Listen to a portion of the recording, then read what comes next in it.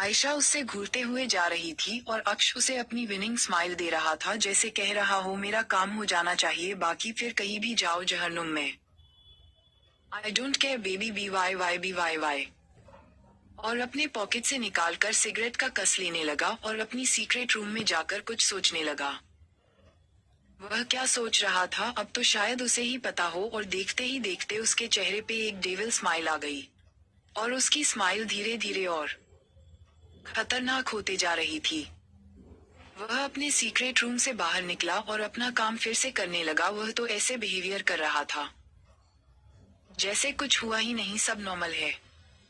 और यह सब बैठा हुआ उसका असिस्टेंट राजीव सब देख रहा था। न जाने पर यह सब देखकर उसकी रीढ़ की हड्डी में कपकपाहट होने लगी।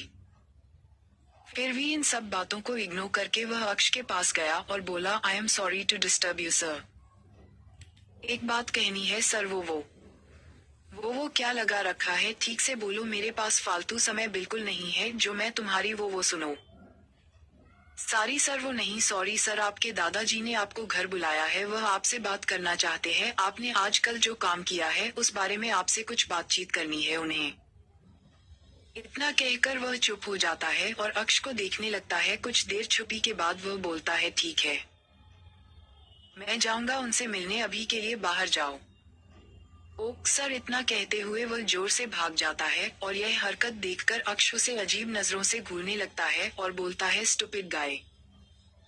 और अपने ऑफिस के विंडो से बाहर देखकर कुछ सोचने लगता है। और बाहर देखे जा रहा था उसका ऑफिस मुंबई के बहुत ही खूबसूरत जगह पर बना हुआ था। वह बड़े बड़े बिजनेसमैन का ऑफिस वही हुआ करता था। वह बाहर से इस नज़ारे को देख रहा था। कुछ देर देखने के बाद वह अपना कोट उठाता है और मेंशन के लिए निकल जाता है। वह कुछ ही देरी में मेंशन पहुंच जाता है और कार से निकलने के बाद अंदर चला जाता है। उसे दादाजी से बात नहीं करना पड़े, इसलिए वह रात में मेंशन आया था।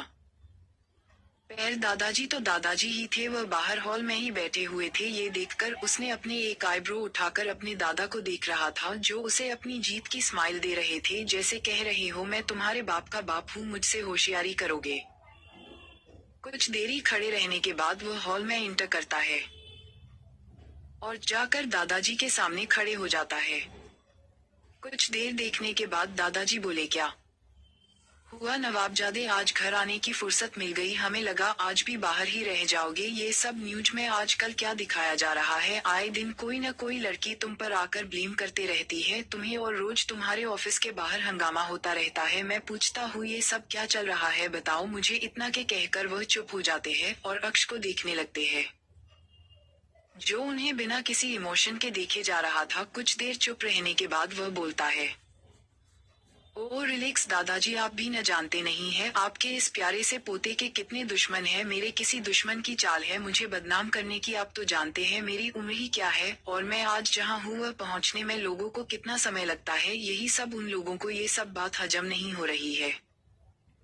हाँ हाँ, हमें पता है, और हमारा पोता तो कुछ नहीं करता है। कितना सीधा है, क्या मुझे अपने बाप की तरह बेवकूफ समझा है? तुम जो कहोगे और मैं मान लूंगा ना पोते ना।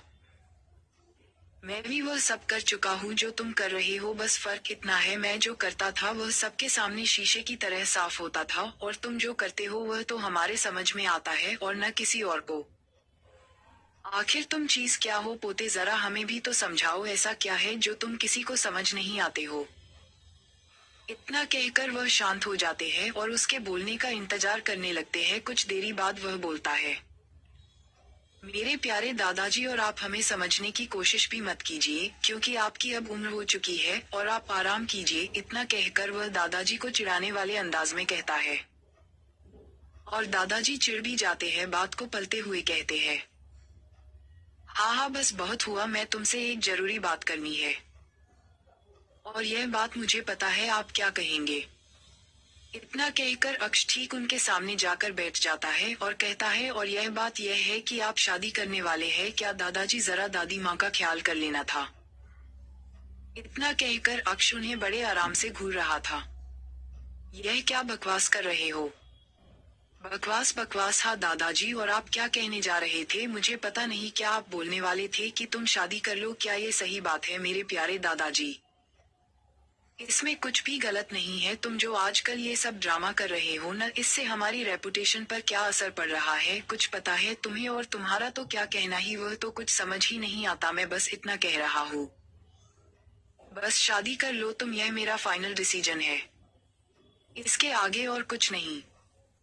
दादाजी मैं आपकी बात नहीं मानूंगा, आपको जो करना है कर लीजिए, ये मेरा भी आखिरी फैसला है बस। इतना कहकर वह दोनों एक दूसरे के आंख में देखने लगे और इतना कहकर एक बार और बोला, मैं न आज शादी करूंगा और न कल। मैं शादी नहीं करूंगा चाहे कुछ भी हो जाए। इतना कहकर वह अपने रूम में चला जाता है और दादाजी उसे जाते देखकर कहते हैं, अगर मैंने भी तुम्हारी शादी नहीं करवाई तो मेरा भी नाम आरम सिंह ओबरॉय नहीं मेरे प्यारे पोते। इतना कहकर उनके भी फेस पर एक डेविल स्माइल आ जाता है और वह भी अपने रूम में चले जाते हैं। तो दोस्तों आगे क्या होने वाला है इस कहानी में? क्या दादाजी अपनी बात मनवा पाएंगे अक्ष से, या हार मान लेंगे अपने पोते के सामने?